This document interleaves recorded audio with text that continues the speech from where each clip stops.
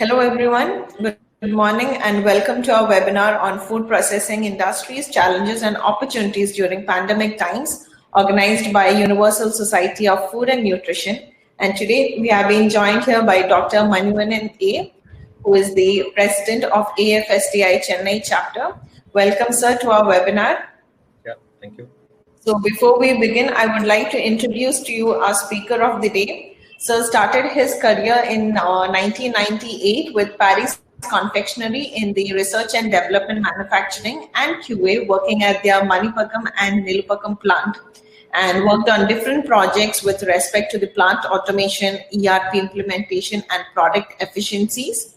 And post his strong learnings in operations, he made his way to QA and R&D in Hindustan Unilever, which he always had a passion for, and proved his innovation capabilities in different categories like confectionery, ice creams, etc.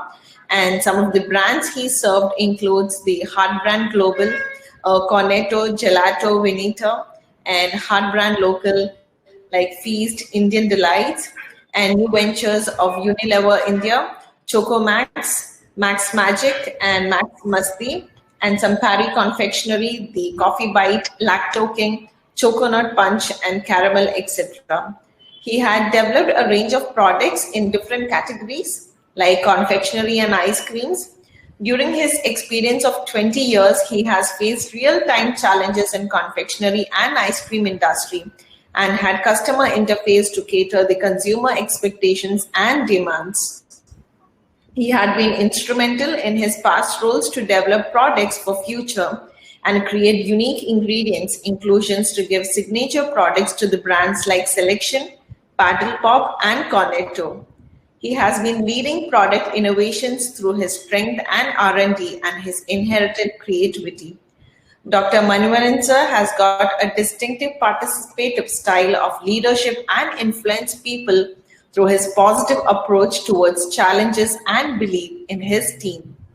With this skill of influencing and developing people, he made his way as a leader to the open innovation function also, where he collaborates and integrates the science with business. Sir is currently AFSTI Chennai chapter president and leading ice creams applications at DuPont India, wherein he is actively working on product-specific innovation projects, setting up the processes and R&D protocols. Thank you, sir, for joining us today. Yeah, thank you very much for that. During this pandemic time, I choose the same topic. That's my real strength on observing what is happening in the industry and try to put it into the academia, so that we can have a real good solution. So I'll try my level best for next 1 hour, try to bring out all the challenges what we have faced. I would not only say during this pandemic, but I also say how the mindset has changed for all the people who look into the India as an opportunity as a whole for the processed food. So what I'll do is I'll take you through one by one. I don't have many presentation, or maybe I'll not present more data, because I think I feel like taking you through live situations, and I will try to explain you how things are changing. Some of the data which I collected from the net, and some publications which came during this pandemic time, which will be only supporting. So I'll just take you through my content, what I'll be talking you to everyone about the challenges faced by the food industry, challenges during lockdown. So this is a specific thing which is the start pandemic, what has happened during this time. Then what is new normal in the eyes of the experts across the globe, and what I will try to put my perspective here as well. And technology and future. So this is a holistic look how the industry will change, and specific to industry, what are the new technology trends might come or already coming in the food industry. Then food trends post COVID-19, and also I'll take you through how about the food business operators, how they have to open up or start their operations and up their hygiene and food safety guidelines for their operations. which will be more utmost care they have to take in this time, pandemic time.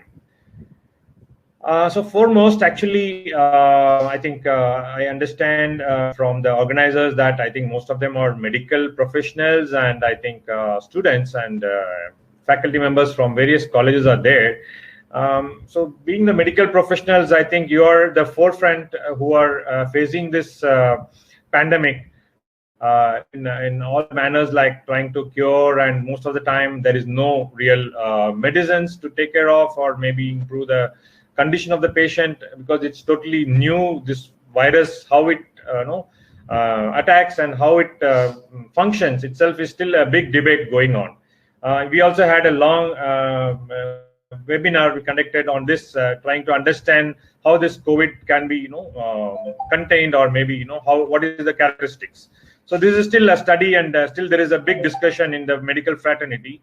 But I think food is also a very close which also builds the immunity in the system, which we no need to go to the medical or healthcare system if you have a real good the immunity built in your system. So the first understanding of this pandemic was that before it came into the real phase of it, people used to say in India that, okay, pandemic, it just goes away if it is for Westerners, and it's for the people in China, or the people who are out of India, and Indians have a very good, strong immunity, and we can defend it, or it doesn't come here. So as people are thinking H1N1 or many other flu influenzas, which had a lot of impact in other part of the world, but not much in India, or definitely they were there, but they're very less.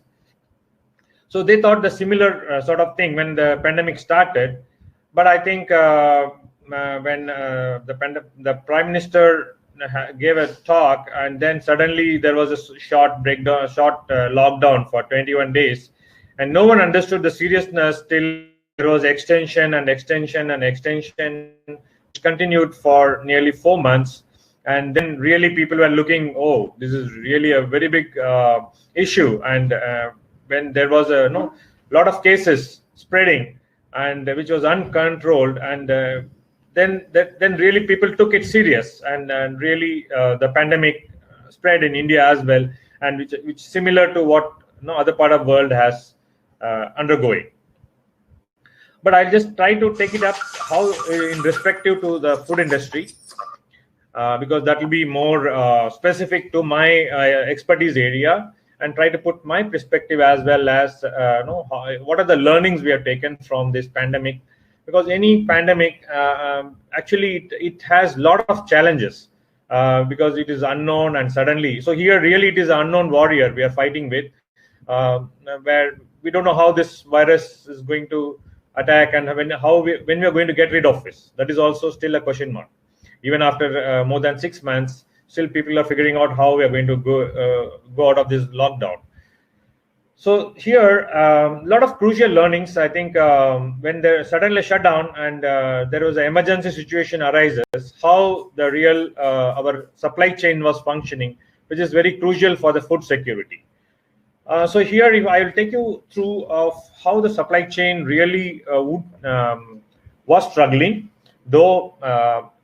And we may compare with the other pandemics. Definitely, this pandemic we had a much of technology, and we had a much of infrastructure in place in India, at least, and we had everything in place. But still, the supply chain was suddenly, when there was a sudden lockdown and there was no movement allowed, and people were also locked inside the house, and really they are the consumers actually. So the supply chain is holistic, right? From the farmers to the consumer, how you reach, and how you reach it in a safer manner. So really, it was a very big challenge, and the most of the challenges for the farmers, because the factory can shut down, or maybe they have a facility to store stock, or all the intermediaries, and they can do everything possible because they have infrastructure in place.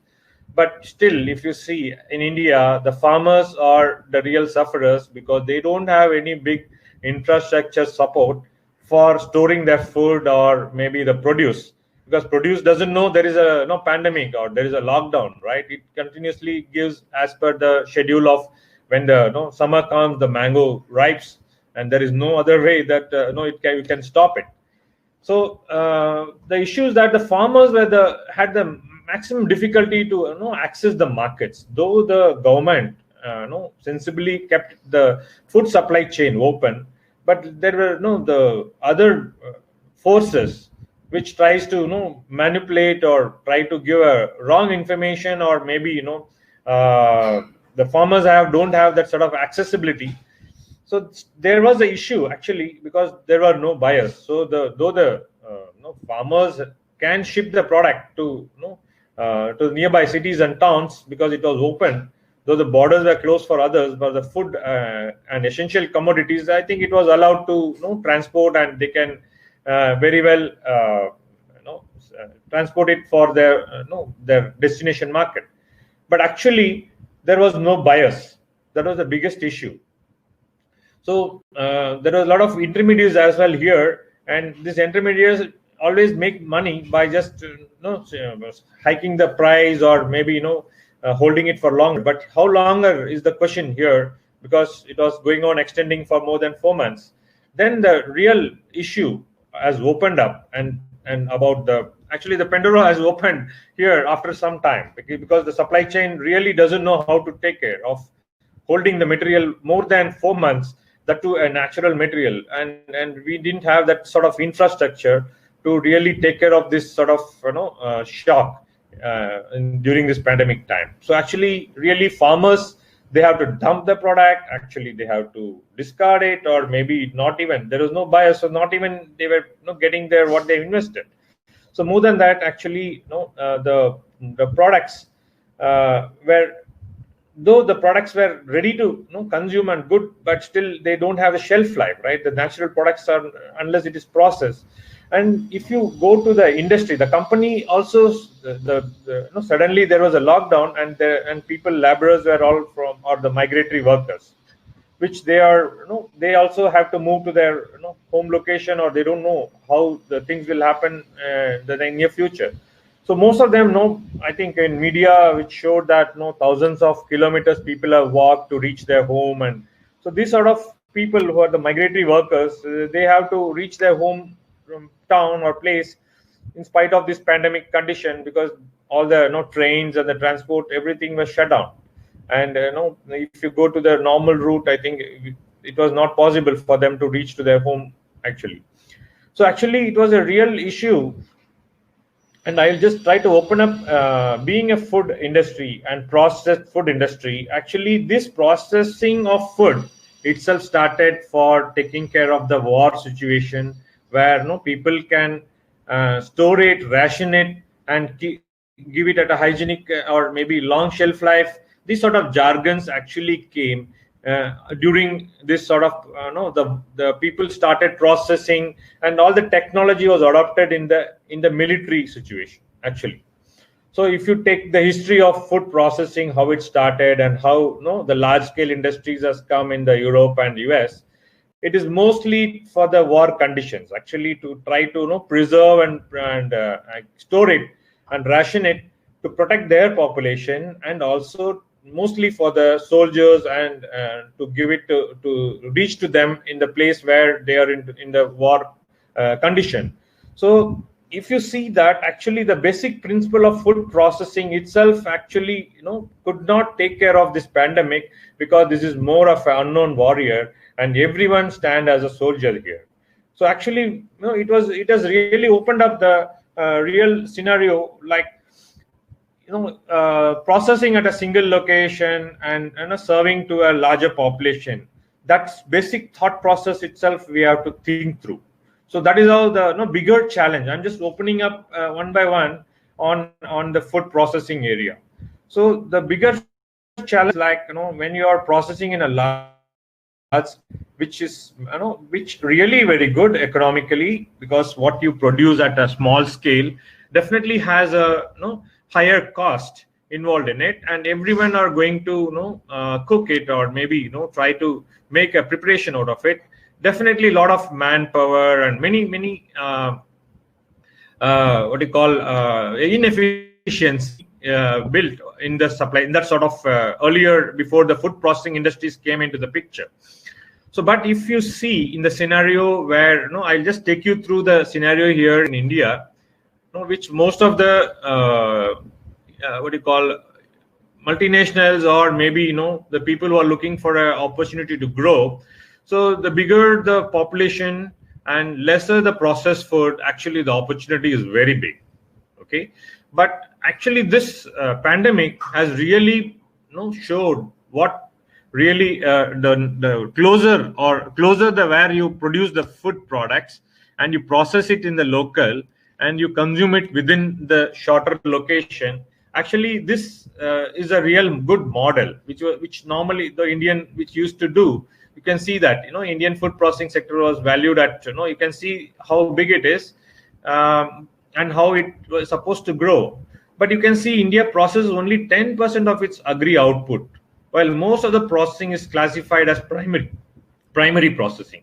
So actually, if you see the 10% of the output is only processed, so it means that most of them, 90%, is really not processed, and you can see that how much of waste is also there. So if this pandemic is opening up and challenging really, bigger countries also are facing the similar sort of the issue what India is facing, where there, I think more than 80 to 90% of the products is processed there and consumed, because most of them, if you see, if you ask them, you get milk from where, they get it from superstore or maybe supermarket, and they don't know whether the milk comes from the cow or how it is processed. They are only the final products. Most of them doesn't know also that milk is a natural one which taken from the animal, because that is how the country operates in a bigger way. Because the processing, there is no liquid milk you can see in other part of the world, where it is processed already and you can just have a cream or a skim milk, or you can have the other products already. We call it as in the food processing jargon that it's a value added product. It's not no more a raw material, where you just process it and serve it for the population in a large scale, as in India. So this data shows very clearly that still we are sticking to our real belief of the product which is produced closer has to be consumed in the local area itself, not trying to put it in a bigger processing and then try to convert into a product and then you consume it. So there is a divide between.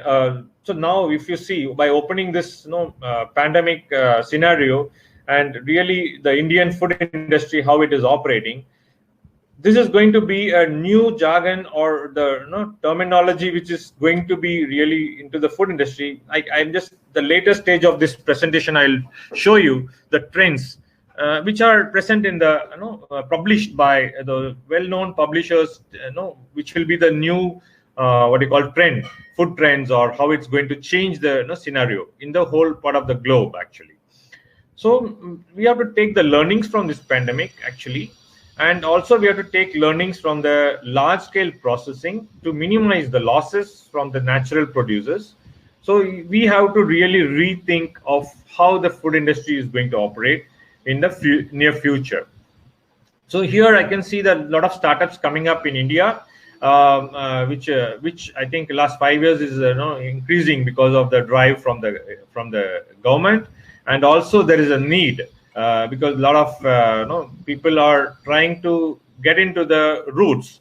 They want to go to their villages, work with the farm, and also try to process it and make it as a value added and sell it in the locally. So these sort of startups which are driving the new food processing industry, bringing a lot of innovative products. So you can see that food processing companies account for 30% of the overall startups in India. So that is also a very good scenario, which is going to be more and more after this pandemic, to really make the products available. So when you have you can see the next slide. I'll just take you through. India is first. It is one in the production of milk in the world actually. and it's also the second largest global producer of fruit and vegetables. You can imagine.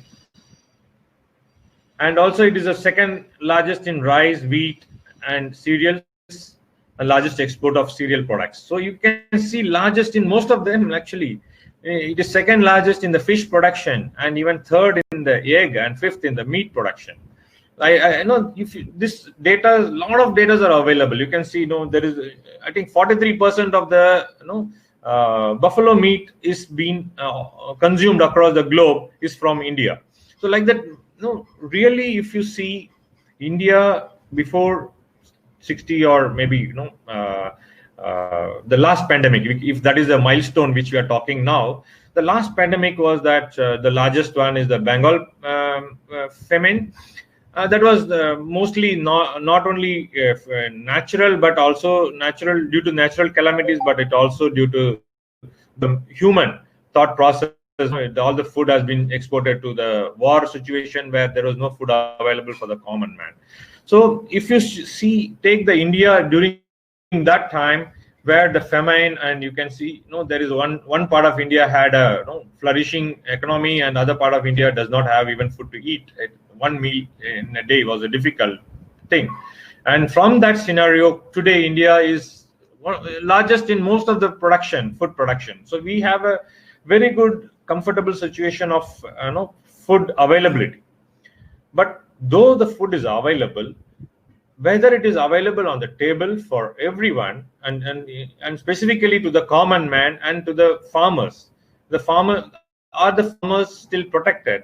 So if you see that, this is opening up a new area where India has to focus on, where they have to look into the farmers, protect their interest, and also educate them and give them the facility to improvise their farm produce, where they can really sell at a good price. So nowadays the technologies are available where you can really directly sell it wherever, any part of the world, where they can give the good product and it can get a very good price. So if you ask me, we are still in unlock number 1, number 2, number 3. We don't know where are we heading. Before the world, I think the France and other countries are going for a lockdown number 2. So still India is unlocking itself, and other part of world there is a second lock is happening. Means it's a second surge of infection happening across the globe. So that itself is a real scenario where humans across the globe has no control over this virus.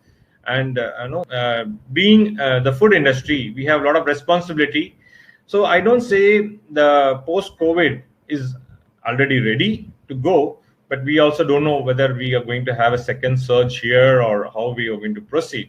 But at least there is already a lockdown, unlock number 1, 2, 3 has happened across India, and some borders have opened up, and most of the food industries are already opening up. And you can see already people who are allowed to go out to have their whatever work, or maybe the business or everything, but still people have that fear in their mind, and they would like to better lock themselves inside the house and be safe than go outside and have an infection, because it's widely spreading across. But still, I think it's in controlled way. People, I think it's still the medical fraternity will be knowing like what is the load they have and how they are managing it. And most of them are coming out, and many people are still struggling there with the infection. So this is happening like across India. So I would say that post-COVID scenario, because of the current situation, because I don't say we don't know what is going to happen next, but at least currently it already opened up. What here we do, what the industry is doing, I'll just take it and put it here in the other way, that digital and internet economy is growing like anything. It's booming like anything, really, because already the infrastructure is there, and the online based products and services company will find new takers. Definitely people are shying earlier, maybe 2 years ago, or maybe even now, people are shying away from the online purchases or the online platforms. Now people are slowly becoming comfortable, And I would take an analogy here that maybe when there was a what do you call the currency which was demonetized, and people were told, no, now you should not use the currency, you should reduce, and you may have to go to the digital currency. People had a lot of people were not comfortable, like. But now you see every grocers, even vegetable walas across India, like people, the rickshaw walas, everyone have started using the Google Pay or Paytm or available platforms. So that is how even in this case, the post-COVID, the scenario is that the digital and internet economy is growing. So that's going to be a real good support, and there'll be a new takers. So that's a real good thing which is going to happen post-COVID.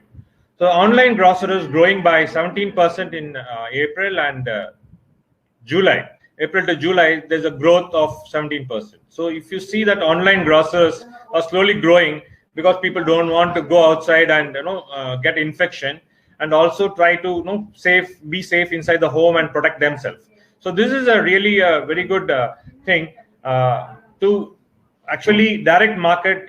So if really these online grocers are going to purchase and fix the which I spoke to you earlier, during the pandemic time, the most sufferers are the farmers actually. Though the bigger industries also had a lot of issues because of they had holding a lot of stock.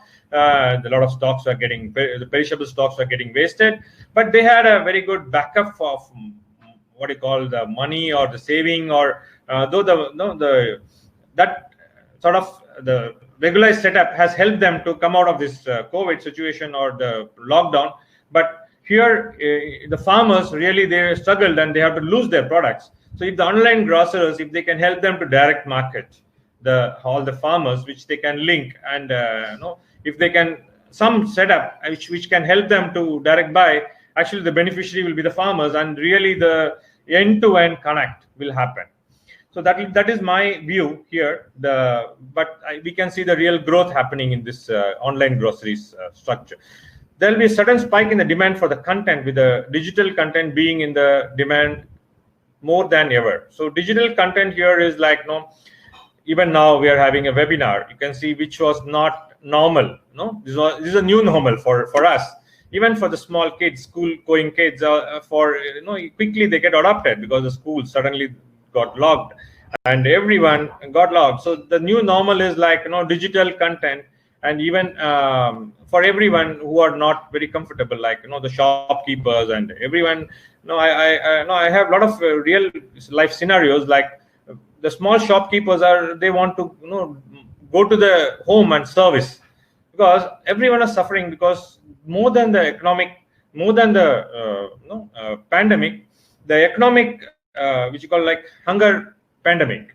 So that we can terminology, we can shift it to hunger pandemic, which will lead to a lot of new innovations.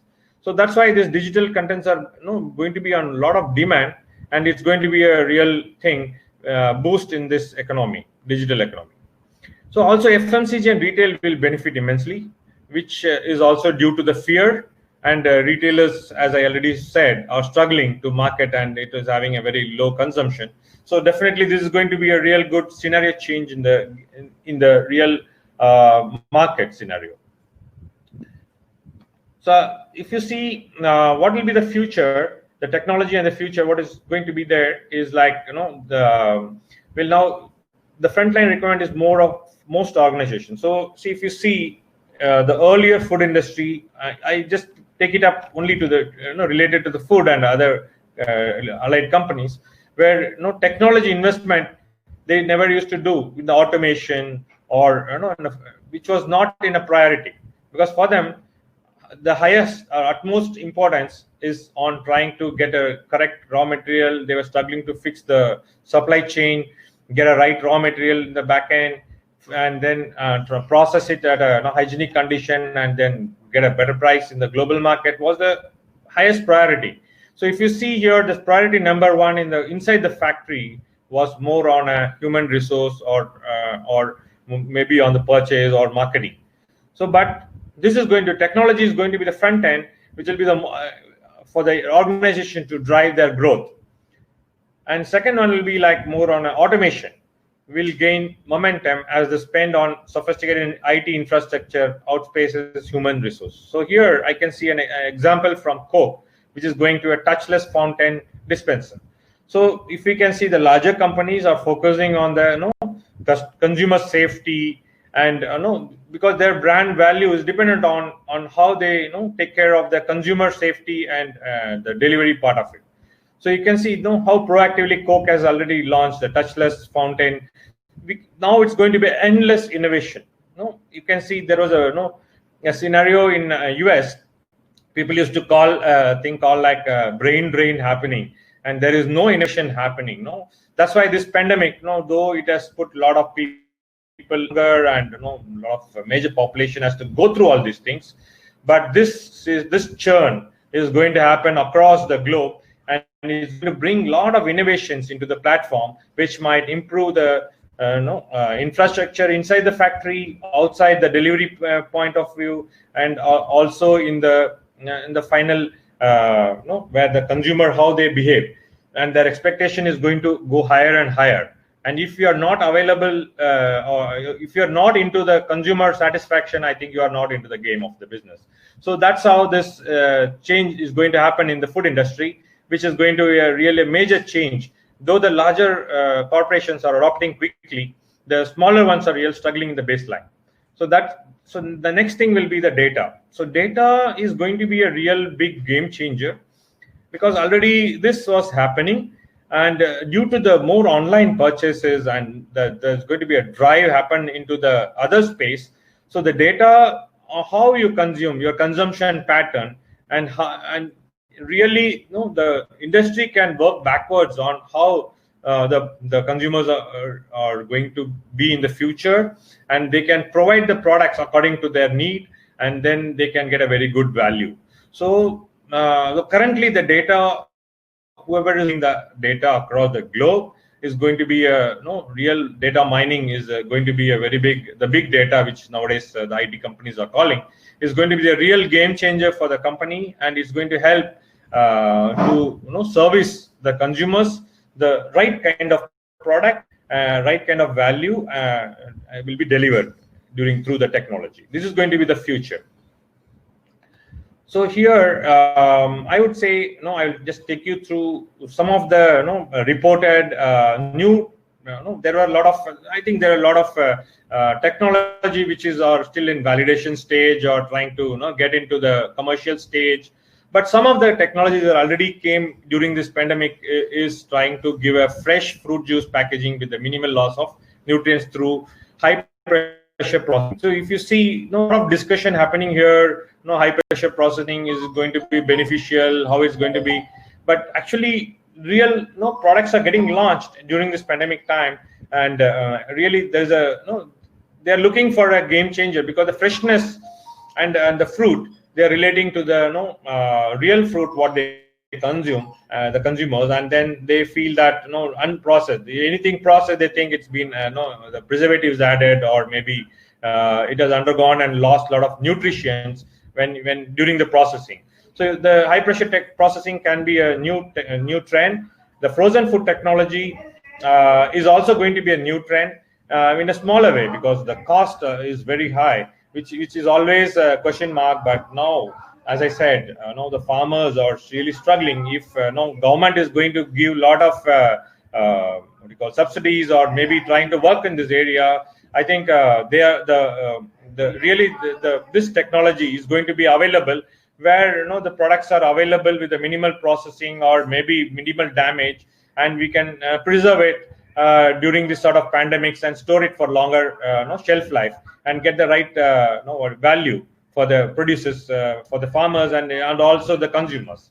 So this frozen food technology is going to be new, which is already there. It's not totally new, I say, but due to the cost and the right technology was not available for the common man.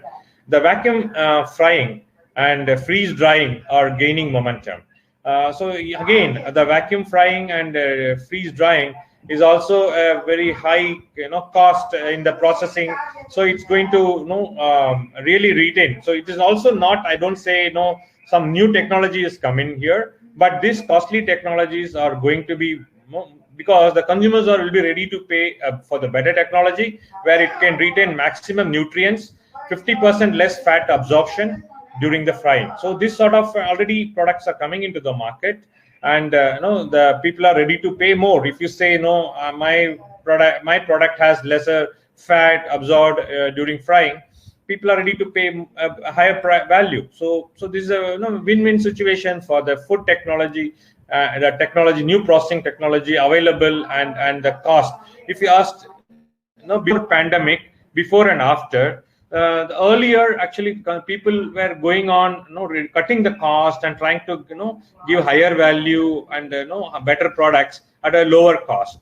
So actually this scenario is expected to change because consumers are more into how you get a more better nutrient. So if you don't bring this sort of new technologies into the processing, you're going to stay away because someone else is going to create some other new innovative product which is going to leap jump this sort of technology and make a better product, and then I think this technology will become redundant. So that's really more and more products are already coming with the larger corporation, but definitely there's going to be a lot of fight between the innovative products and so that is going to be a real good scenario in the food technology and the fraternity here, and also the consumers and the medical fraternity here also will try to recommend get a better recommend to their patients to have a high nutrient products, which is also going to drive in turn a better technology in the processing. Reduction technology. So I just recently Cadbury has launched 30% sugar reduction. How it is like they're working on innovative sugar crystals, which has a hollow sugar crystals, which which will take up the space 30%, and actually there is no sugar. Pleasure as you eat a regular chocolate. So this sort of new technologies are going to come into place, because I know the HFSS is going to become a new normal after this. I think already FSSI has started talking about it. HFSS is nothing but high fat, reduced sugar, and salt. So this is a new jargon which I think FSSI is working in the background along with the food industry to get this work signed in the food industry, trying to reduce, benchmark with the current level and try to reduce from there. And slowly, I think some of the countries are already, sugar tax has already been started. In the Sri Lanka, I think the sugar tax, which is trying to force the food industry to reduce the sugar in each of their products, which definitely the direct beneficiary is going to be the consumers and the population holistic. So I don't know, we can expect anytime in India as well this sort of sugar taxation or higher fat you may have to pay tax, or this sort of control measures which trying to make the whole population in a healthy way. So HFSS is one thing which I think FSS is working in the background with the food industry, trying to fix up the maximum limits current levels, because I think everyone know what is the related health risks: high fat and high saturated fat, trans fat reduction, and also sugar. Sugar in turn has a lot of diabetic. I think India is a diabetic capital. I don't need to take you through about it, but I think the salt is also a high blood pressure, or you have that hypertension issue across. I think India has that higher level of people in this zone. So I think this is a very good thing with steps which is being discussed by FSSI. But I think even the pandemic is going to really change the scenario along with regulators, which will change the total food industry, how it was earlier and how it's going to operate in the new normal. So I can just take you through some of the food trends postponed. So you can see, what I'm going to say here is, I know when I was writing this, this shows the real scenario what India is doing actually. Earlier when I used to talk with the CEOs of the food processing industries, or maybe who are aspiring to come into India and trying to invest in India, and their first question is always like, you have such a huge population, and why you consume so less of processed food? No, you can see the post. This I have not done anything. This I've taken from the net, and this has been a published data, and I can share you the where it has been published as well. When I was going through these food trends in the Food Navigator, really it shows that most of the foods are produced, consumed, and people like to do this sort of activity. I'll just read out a couple of things which will around this only. And actually, this is the real industry. That is how the Swiggy and Zomato are growing, and this is going to be a real big business model, and this is going to be a new normal actually. And though before pandemic also, China was doing in a very big way. We're trying to deliver the food as close as possible. Granny food, and there are a lot of food outlet joints manufacture, produce food in their home kitchen, and many things. I'll read out. You can see here that this is similar. It's echoing the same thing. What is happening? You can see the new return to home cooking. The busy people who are traveling across, for their work. Suddenly, they are being locked, and working from home is a new normal. And you can see the IT people, or even the people who are working in the food industry, R&D, and I know many of my colleagues who are like working 2 days in a week or 3 days in a week. They go to their office, and then they have to work from home. So if you see that most of the time they have to work from home, and it's the Mominos, the new jargon, like Domino's. You cannot go anywhere now, and so Mominos is the new jargon, where home chefs being new opportunities. So this is creating a new industry trend, which is really going to be a new game changer. If you are not going to be with it, actually you are going to be left it. See here, like Mominos is nothing but mom makes a pizza which is close to Domino's, and which is more using with the local ingredients which is available, and it will be giving a similar sort of visual treat, where you can have a look like pizza, but it can be made from anything. It can be made from the local ingredient. It can be from millets. It can be made from various sources which is available in India. So that's going to be a real game changer. These are the few food trends which has been captured in the Food Navigator. The new value added. So before I go to the next point here, is that the new change what is bringing in here is the cut vegetables, and the second one is also like bringing from the first one is that people who are making at home, they have suddenly they forgot about how to cut the vegetable, grating, slicing, peeling, grinding, sauteing, browning. All these things are cumbersome process. So the new industry can grow, which can cater to the smaller population, where there can be a cutting person who can create a hygienic cutting of vegetables of particular size and dimension, and provide the product in a hygienic manner in a smaller sachets, which the housewives, the currently the people who are at home, we cannot call them as maybe they don't have time, and they can really they want to make their product, but they don't have time for all these. So there is opportunity here. That's what I'm trying to bring in here. This is going to be a new trend where cut vegetables or grating, slicing, all these products, fresh products, which someone is going to supply, is going to be of a huge demand. If someone is going to read this properly and create an infrastructure for this, and create innovative products around this, definitely this is going to be a new trend setting. Because earlier also, I think India was largely homemade food, but still there was a change happening in a faster manner, and this pandemic has really brought us back and to the roots, and fixing us there with trying to have a closer to the nature, not processed, and trying to keep it in have a longer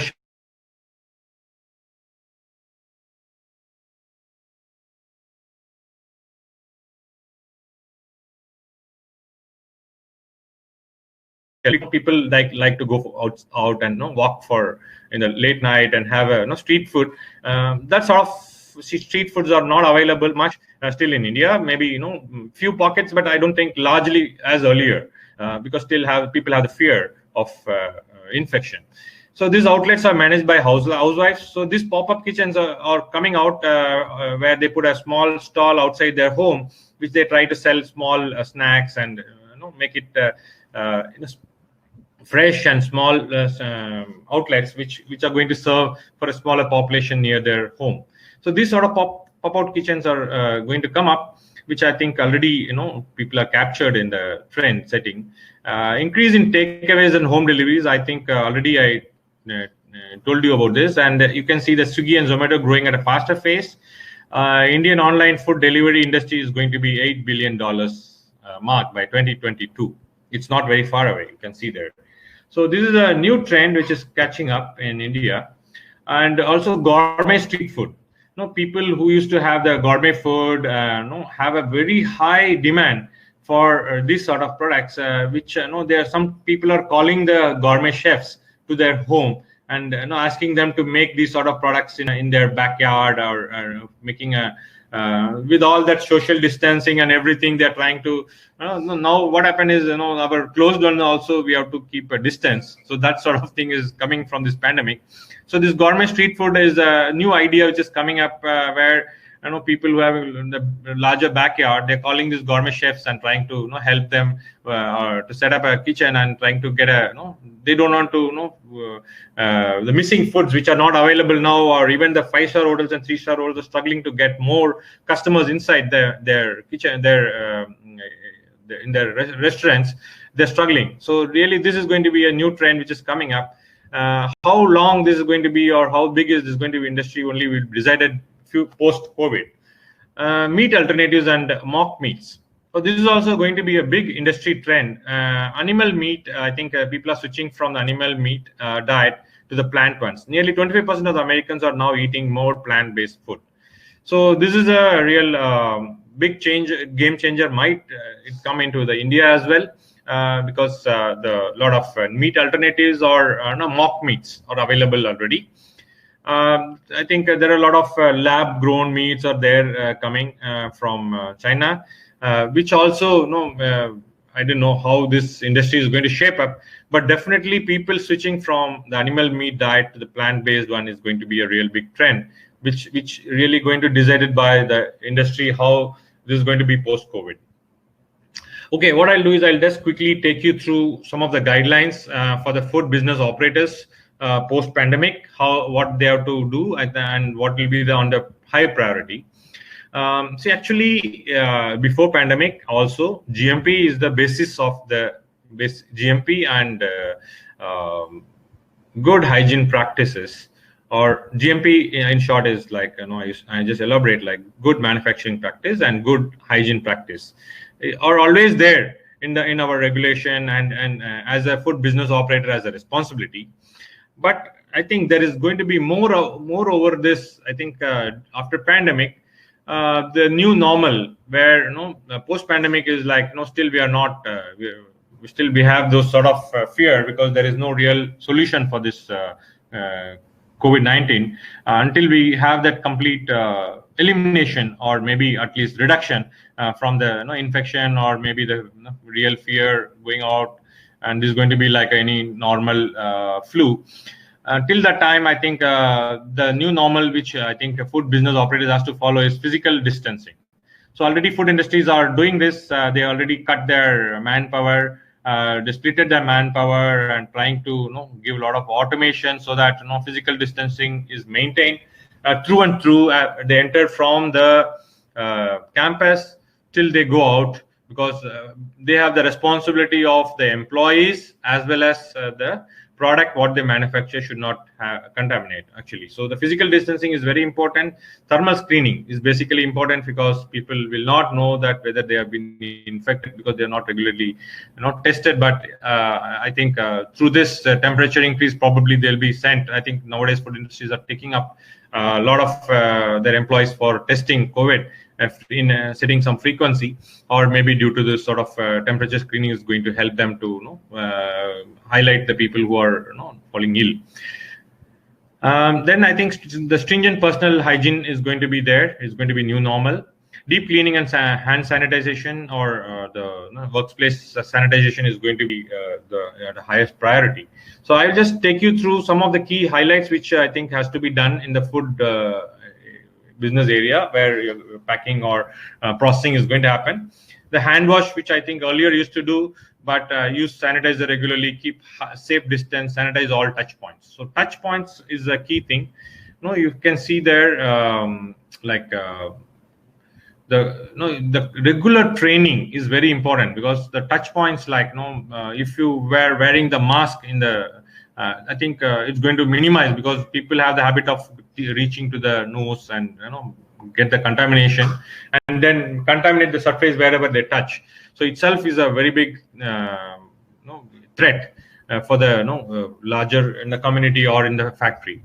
So here I think the training and awareness has to be done on a regular basis, because this is going to be a new normal, I think, which has to be highlighted by the FBO, food business operators. And also they have to have this sort of local emergency team which try to coordinate with the government agencies and help them to report if there is any case, and how take their help also to learn how this has to be contained if there is any contamination or maybe COVID positive employees in their premises. The personal hygiene, the highest priority, and it should be done properly. Hand wash has to be done as per the WHO guidelines. I'll just take you in the next slide. WHO guidelines, how they have done. Alcohol-based sanitizer is frequently used. It has to be used. Good respiratory hygiene while wearing mask. I think earlier people who are outside the final packing area never used to wear, I think, the mask, but inside the manufacturing area people used to wear mask. Now it's going to be across everywhere, wherever even the drivers, from the supply chain, logistics, everyone have to wear the mask. So this is going to be a new normal. Frequent cleaning and disinfection is also recommended, and also no close contact is also very important in the food industry when you're operating. So as I said, this as per the WHO guideline 22nd, and I think there's multiple steps how to clean the hand and how to wear the mask. These all are there. No jewelry policy is already there in the food industry. No watch, because these are the surfaces which are going to contaminate and try to spread the contamination. Wearing the gloves is a must. Respiratory hygiene and reporting illness is also very important. So the food premises like toilets, counters, equipments, contact surfaces has to be cleaned when the infected person has worked or reported. Basically that area wherever the person was contaminated or found with the COVID positive suddenly has to be cordoned and disinfected, just to avoid transfer. So here I think the people have studied how the risk, if all are going to wear masks, the risk is very minimal, or transmission probability is very, very less. So this is a real good pictorial recommendation. You can just show it to the factory people there. And right way of wearing the gloves, I think medical professionals, they know, because day in, day out, they are handling the sort of high risk area. But I think for food processing people, they have to learn the right way of using the hand gloves. And social distancing, you can see some of the examples. These are from from the industries, how they are trying to manage. So really HR and the people, the self-discipline and the production area, people have to really place it in a way that they are staying away at least 2 meters. So this is going to be a new normal in the food industry.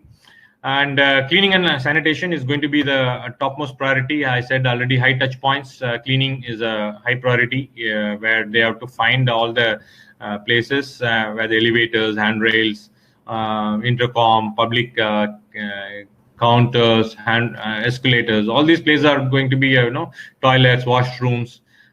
These are all high risk areas.